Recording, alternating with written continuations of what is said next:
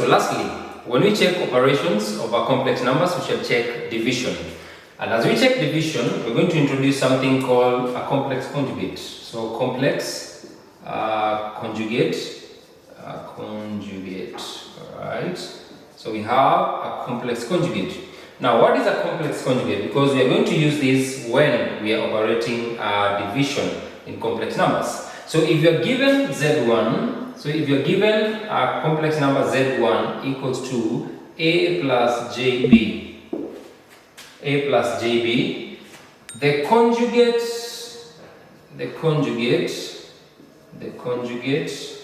of Z1 will be given by, so the conjugate of Z1 will be, let's say, let me call it Z2, will just be given by, alright? Change the sign of the imaginary part.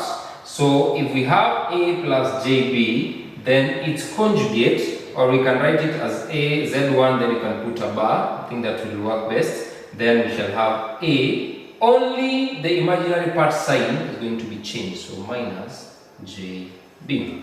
You can see we have not changed the value or the sign of A.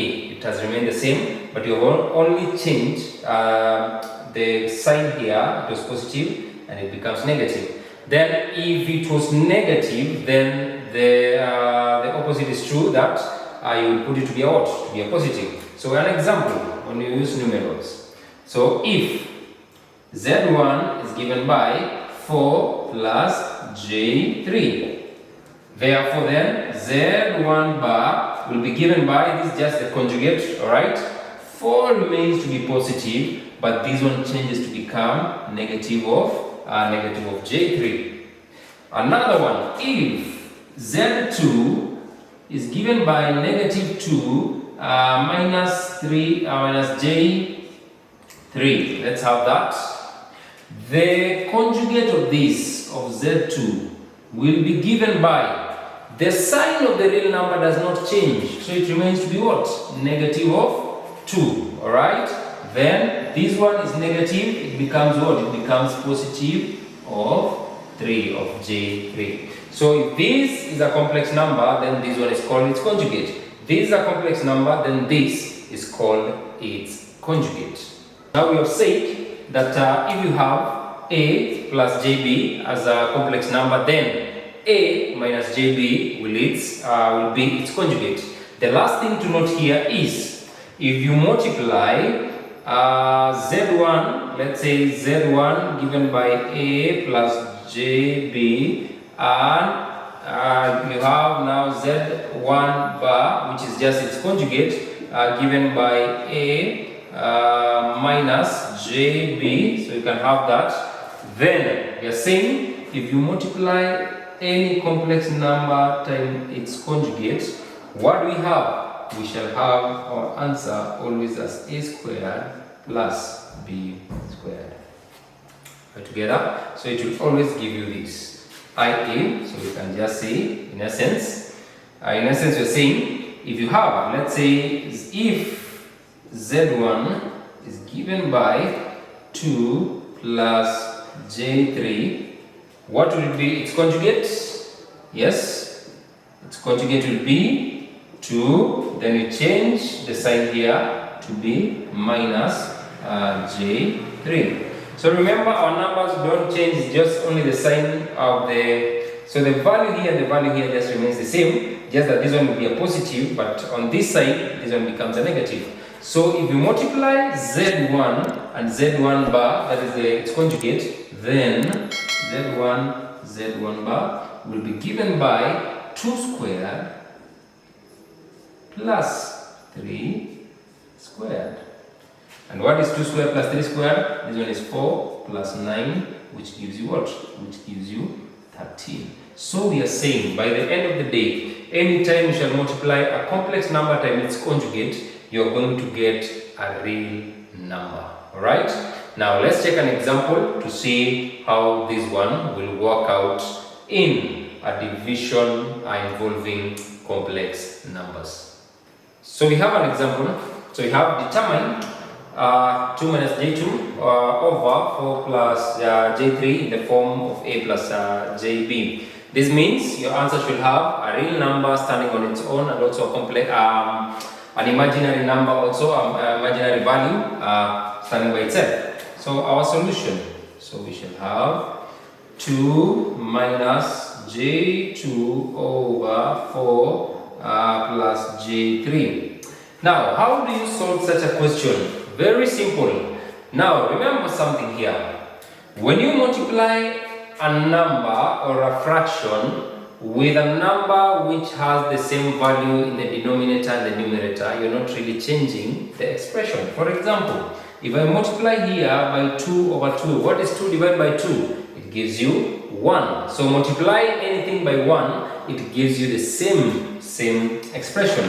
So by the end of the day, what you're going to do here, our denominator is supposed to be a real number. And the only way we can make our denominator to be a real number is to multiply the denominator with its conjugate. Alright? So if 4 plus j3 is our complex number in the denominator, what will be our conjugate? Yes? Give a guess. So we shall have 4. So we multiply by 4 minus j3. And whatever you do at the denominator, you do at the numerator. So you have that.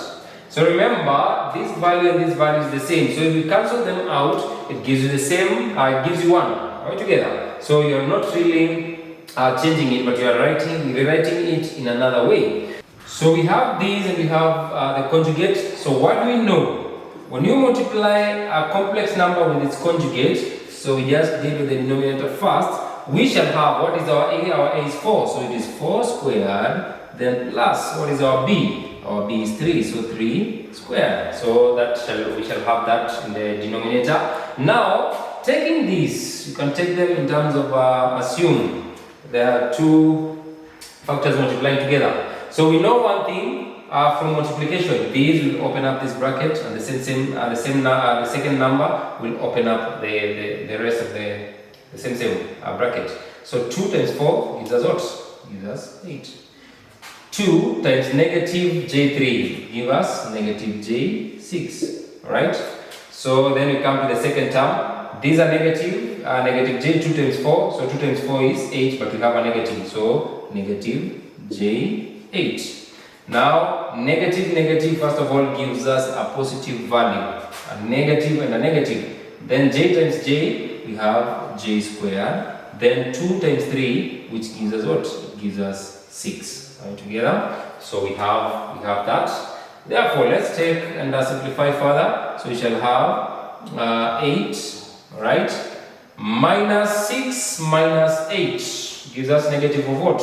Negative of 14. So we have negative j, then we have 14. So negative 14.